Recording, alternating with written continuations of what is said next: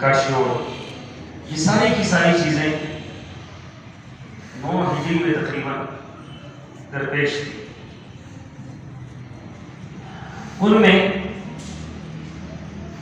ایک بہت بڑا واقعہ کا ذکر بھی قرآن نے کیا ہے غزوہ تبوک کے متعلق۔ یہ بھی قریب اسی سورہ مبارکہ کے اندر سارا واقعہ موجود ہے، اور اس سے قبل اللہ تعالیٰ نے ایک بہت اہم نقطے پر اس سورہ مبارکہ کا پورا موضوع رکھا ہے، وہ ہے منافقین۔ کہ اسلام کو سب سے زیادہ نقصان کن لوگوں سے پہنچتا ہے؟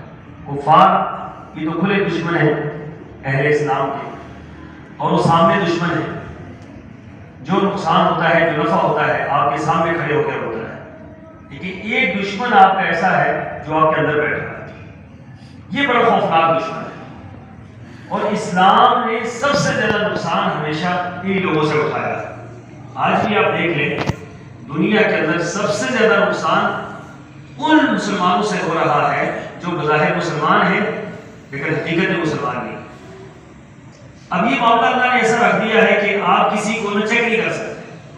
دل کا معاملہ اللہ کی سپرد ہے۔ ظاہر، ہمیں ظاہر دیکھنے کا حکم ہے۔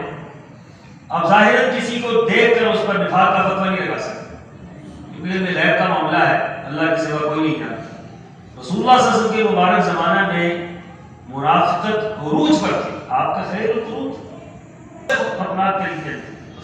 سب سے خوفناک ترین دور تھا۔ رسول اللہ صلی اللہ علیہ وسلم کی بیوی پر تہمت لگائی گئی تو منافقین اس میں شامل تھے۔ حضرت عائشہ صدیقہ پر رضی اللہ تعالیٰ عنہ پر تہمت لگائی گئی۔ پھر اس کے بعد یہ کہا گیا عبداللہ بن ابی کی طرف سے، جو رئیس المنافقین تھا، کہ لَيُخْرِجَنَّ الْأَعَزُّ مِنَ الْأَذَلِّ، کہ جو عزت والا ہے وہ ذلت والے کو مدینہ سے نکال دے گا۔ تو نعوذ باللہ من ذالک، ذلت والے سے مراد کون تھا؟ ذلت والے سے مراد رسول اللہ صلی اللہ علیہ وسلم کی ذات ہے۔ یہاں تک اس نے کہہ دی، اتنی بڑی بڑی باتیں وہ کرتے تھے، بظاہر مسلمان تھے، کلمہ پڑھتے تھے، کلمہ پڑھ کر رسول اللہ صلی اللہ علیہ وسلم کی توہین، اس قدر توہین کتنی کفار نے بھی لکھی۔ پھر منافقین نے ایک بہت بڑی سازش کی، قرآن پاک کی اسی سورہ مبارکہ کے اندر اللہ تعالیٰ نے بیان فرمائی کہ مسجد زرار تعمیر کی گئی۔ مسجد زرار یہ مسجد قباء کے مد مقابل میں بنائی گئی۔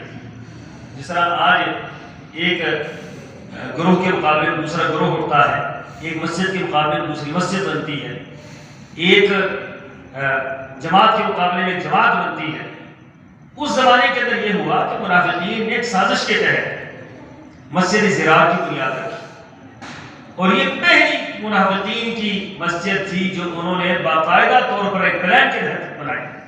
مسجد بن گئی، رسول اللہ صلی اللہ علیہ وسلم کو انہوں نے جا کر عرض کیا کہ اللہ کے رسول آپ آئیں اور آ کر مسجد کی بنیاد رکھیں، یعنی کہ مسجد کا افتتاح کریں، اس میں نماز پڑھیں۔ تو آپ علیہ السلام تیار بھی ہو گئے، کیونکہ آپ کا معاملہ یہ تھا کہ آپ کبھی بھی کسی سے انکار نہیں کرتے تھے، اخلاق اعلیٰ ترین آپ کا تھا۔ بڑے سے بڑا دشمن ہو، آپ علیہ السلام اس کو ظاہراً کبھی بھی کسی معاملے میں آپ انکار نہیں کرتے تھے۔ انہوں نے کہا کہ آپ آ کر نماز پڑھائیں، تو رسول اللہ صلی اللہ علیہ وسلم نماز کے لیے چل رہی ہے، حضرت عمر نے روکا، اللہ کے رسول آپ نہ جائیں۔ رسول اللہ صلی اللہ علیہ وسلم پھر جانے لگے، حضرت عمر کی غیرت بہت زیادہ تھی اس معاملے میں۔ تو قرآن پاک کی آیات اتری کہ محمد صلی اللہ علیہ وسلم یہ جو مسجد ہے، مسجد زرار، اس کی بنیاد تفریقا بین المؤمنین وارصادا لمن حارب اللہ ورسولہ، فرمایا کہ یہ تو مسلمانوں کے درمیان افطراک کے لیے مسجد بنائی گئی ہے، اور مسلمانوں کے خلاف یہ مسجد ایک بہت بڑا بیش خیمہ ہوگی، آپ اس کے افتتاح کرنے کے لیے جا رہے ہیں۔ تو پھر رسول اللہ صلی اللہ علیہ وسلم کو یہ حکم ہوا کہ اس مسجد کو گرا دیا جائے۔ یہ پہلی مسجد تھی جس کو گرایا گیا اور جس کو آگ لگائی گئی، اور رسول اللہ صلی اللہ علیہ وسلم کے حکم سے اس کو آگ لگائی گئی، پہلی بات۔ دوسری بات، اس سورہ مبارکہ کے اندر عبداللہ بن ابی اسی دوران فوت ہو گئے۔ جب وہ فوت ہوا تو رسول اللہ صلی اللہ علیہ وسلم کو ان کے بیٹے نے آ کر کہا، بیٹا اچھا مسلمان تھا، عبداللہ نام تھا، بیٹے کا نام بھی عبداللہ تھا، انہوں نے آ کر کہا اللہ کے رسول میرے والد فوت ہو گیا، آپ آ کر جنازہ پڑھائیں۔ حالانکہ بیٹے کو پتا تھا کہ باپ کا کیا کردار ہے۔ رسول اللہ صلی اللہ علیہ وسلم پر قربان جائیں کہ آپ علیہ السلام اس کا جنازہ پڑھانے کے لیے چلے گئے۔ پوری زندگی جس شخص نے آپ کی دشمنی کی، آپ پر الزامات لگائے، صحابہ کرام پریشان کیا، مدینہ کا ماحول خراب کیا، اسلام کے خلاف سازشیں کرتا رہا، اللہ کے رسول صلی اللہ علیہ وسلم اس کا جنازہ پڑھانے کے لیے چلے۔ یہ کردار تھا اللہ کے رسول صلی اللہ علیہ وسلم۔ آج دنیا کہتی ہے نا کہ اسلام کیسے پھیلا؟ اسلام اخلاق سے پھیلا ہے، اسلام پیار سے پھیلا ہے، اسلام محبت سے پھیلا ہے، اسلام رسول اللہ صلی اللہ علیہ وسلم کی نرم خوئی سے اور آپ علیہ السلام کے نرم رویے سے پھیلا ہے۔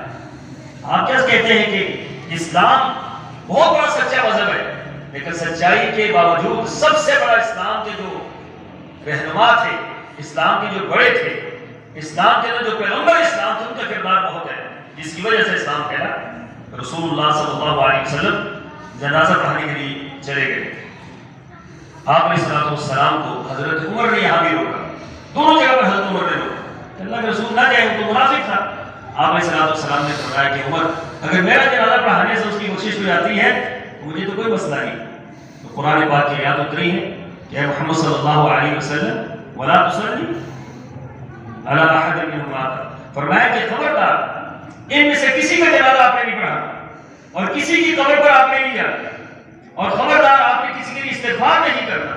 یہ تو بہت بڑے اسلام کے دشمن تھے اور بہت بڑی اسلام کے خلاف انہوں نے سازشیں کی ہیں، آپ ان کا جنازہ پڑھانے کے لیے جا رہے ہیں۔ وہاں پر السلام جنازہ پڑھانے سے واپس آ گئے اور وہاں پر صورتحال یہ ہوئی کہ رسول اللہ صلی اللہ علیہ وسلم نے اپنا کرتا مبارک یہ اتار کر عبداللہ بن ابی کو دے دیا پہنانے کے لیے کہ میرا کرتا پہنا دیا، کیونکہ انہوں نے ایک حضرت عباس کو کرتا پہنایا۔ تو اس بنا پر رسول اللہ صلی اللہ علیہ وسلم نے وہ کرتا واپس کیا، کیونکہ احسان تھا، احسان کا بدلہ احسان تھا کہ میرا کرتا پہنا دیا جائے۔ کرتا رسول اللہ کا پہن کر اس کو دفنایا گیا، لیکن اللہ تعالیٰ نے فرمایا کہ وہ کہاں گیا ہے؟ وہ جہنم کے اندر گیا ہے۔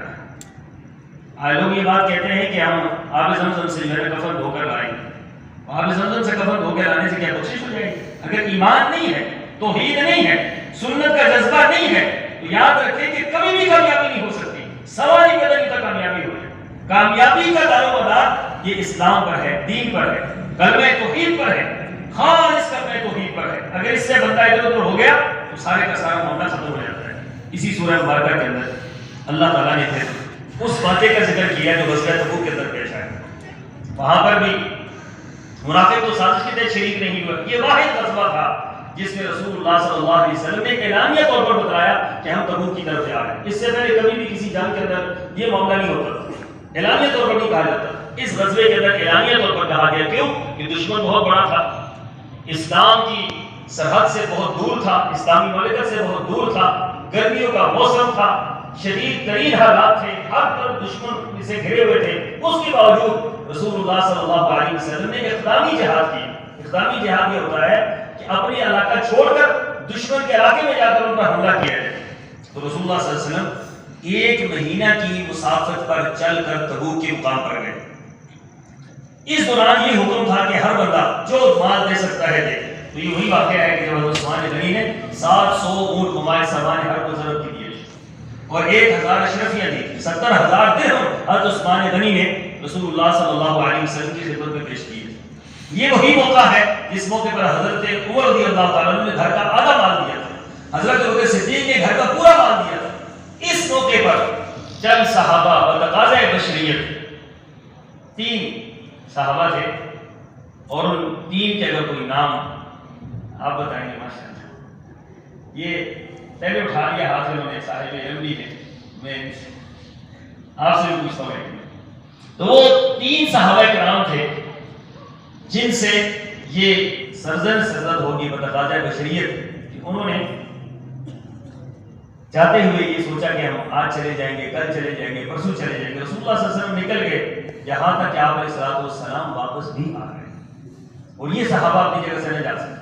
جنگ وہاں پر نہیں ہوئی، کیونکہ جہاں پر آپ گئے تھے تبوک کے موقع پر دشمن کو جب آپ کا پتہ چلا، آپ علیہ السلام 1 مہینہ وہاں بیٹھے رہے۔ دشمن نے دیکھ لیا کہ یہ تو بڑی طاقتور قوم ہے اور یہ اپنی جانیں دینے کے لیے آئے ہیں اور ہماری لینے کے لیے آئے ہیں، تو لہٰذا ان کو جرأت نہیں ہوئی حملہ کرنے کی۔ رسول اللہ صلی اللہ علیہ وسلم کی عادت یہ مبارکہ تھی کہ جب تک دشمن حملہ نہیں کرتا تھا آپ نہیں کرتے تھے۔ حتی الوسع کوشش کی گئی ہے دنیا میں جنگ و جدل سے، حتی الوسع کوشش کی گئی۔ پوری آپ تاریخ پڑھ لیں، آپ علیہ السلام نے کبھی بھی جنگ کی ابتدا نہیں کی۔ جنگ کی ابتدا ہوئی ہے آپ نے جواب دیا، جنگ مسلط ہوئی ہے آپ نے دفاع کیا ہے، کبھی آپ نے خود کسی جگہ پر حملہ نہیں کیا۔ تو رسول اللہ صلی اللہ علیہ وسلم پھر واپس آ گئے. جب واپس آئے تو یہ 3 صحابی تھے. 3 صحابہ کے علاوہ 14 صحابہ اور تھے. وہ 14 صحابہ انہوں نے اپنے آپ کو مسجد کی ستون کے ساتھ باندھ دیا. منافقین نے آ کر اپنی اپنی باتیں پیش کرنی شروع کر دی, وہ عذر تراشنی شروع کر دی, میرا یہ مسئلہ تھا, میرا یہ مسئلہ تھا. رسول اللہ صلی اللہ علیہ وسلم سب کو جو ہے چھوڑ دے, ٹھیک ہے تمہارا معاملہ ختم ہو گیا. لیکن جو 14 صحابہ تھے انہوں نے اپنے آپ کو رسیوں کے ساتھ مسجد نبی کی ستونوں کے ساتھ باندھ دیا اور کئی دن تک یہ بندے رہے, یہاں تک کہ بھوک اور پیاس سے بے ہوش ہو گئے یہ صحابہ کرام. لیکن انہوں نے اپنے آپ کو نہیں کھولا. کیوں؟ کہ اللہ کے رسول صلی اللہ علیہ وسلم سے ناراض ہو گئے. یہ صحابہ کرام کے رسول اللہ صلی اللہ علیہ وسلم سے تعلق. اور پھر 3 یہ صحابہ جن کا واقعہ قرآن پاک نے ذکر کیا, وعلی الثلاثۃ الذین خلفوا, بڑا عجیب و غریب واقعہ ہے اور اس واقعے کے اندر بڑی عبرتیں ہیں. اسی واقعے کو آپ پڑھ لیں, آپ کو سمجھ آ جائے گی کہ صحابہ کرام کتنے عظیم لوگ تھے اور رسول اللہ صلی اللہ علیہ وسلم سے کتنا گہرا تعلق تھا. انہی میں سے ایک صحابی کو اس وقت کے بادشاہ کا خط آیا کہ تم ہمارے پاس آ جاؤ, ہم تمہاری بڑی قدر کریں گے, آپ محمد صلی اللہ علیہ وسلم کو چھوڑ دیں. تو انہوں نے خط کیا کیا, آگ میں جلا دیا اور کہا کہ تم محمد صلی اللہ علیہ وسلم کو چھوڑنے کی بات کرتے ہو, اگر تم کونین کی دولت بھی ہمیں دے دو تو ہم بھی محمد صلی اللہ علیہ وسلم کو پھر بھی نہیں چھوڑ سکتے. یہ محبت تھی رسول اللہ صلی اللہ علیہ وسلم کے ساتھ ان صحابہ کرام کی. تو اللہ تعالیٰ نے ان صحابہ کرام کی توبہ کا ذکر کیا. پھر اس کے بعد سورہ یونس ہے. سورہ یونس میں بے شمار مضامین ہیں انبیاء علیہ السلام کی دعوت کے لحاظ سے. پھر اس کے بعد سورہ ہود ہے. سورہ ہود میں بھی قیامت کا ذکر ہے, مشرکین کے اعمال کا ذکر ہے, مشرکین کے عقائد کا ذکر ہے. پھر انبیاء علیہ السلام کا ذکر ہے. بالخصوص حضرت نوح علیہ السلام کا پورا واقعہ سورہ ہود کے اندر آتا ہے کہ ان کے ساتھ کیا معاملہ ہوا, توحید پیش کی, کیسے انکار ہوا, کیا ان کے ساتھ معاملات ہوتے رہے, کس طرح کشتی بنائی. وہ پورے کا پورا واقعہ اس سورہ ہود کے اندر موجود ہے. اللہ تعالیٰ جو آپ کو سمجھنے کی اور کرنے کی توفیق عطا فرمائے. آپ نام بتلا دیتے ہیں افراد. منارہ بن ربیع, جی, کعب بن مالک, جی جی, حلال بن امیہ. ماشاء اللہ ماشاء اللہ. اللہ تعالیٰ آپ کو برکت دے. یہ کتاب آپ کے لیے کتاب التوحید ہے جی. اس کتاب کو یاد رکھیں. آپ سے ایک کتاب ماشاء اللہ صاحب علم شخصیت ہے جی اور ہمیشہ سبقت لے جاتے ہیں. مجھے اندازہ تھا آج یہ سوال ہوگا اور ایک مجھے بھول رہا تھا, یہ میں نے لکھا ہوا ہے حلال بن امیہ. ماشاء اللہ کیا تو مجھے تیاری کر کے آتے ہیں. جی ماشاء اللہ. کسی آج آئے نا سب ٹھیک ہو نا. اللہ تعالیٰ آپ کو برکت دے جی اور اللہ تعالیٰ آپ کے علم میں اضافہ فرمائے, آپ کے شوق اور ذوق میں اللہ اضافہ فرمائے. یقیناً یہ ذوق اور شوق دین کا جو ہے یہ انسان کے آگے چلنے کا سبب بنتا ہے. یہ تو ایک سمجھ لیں ایسی ہے.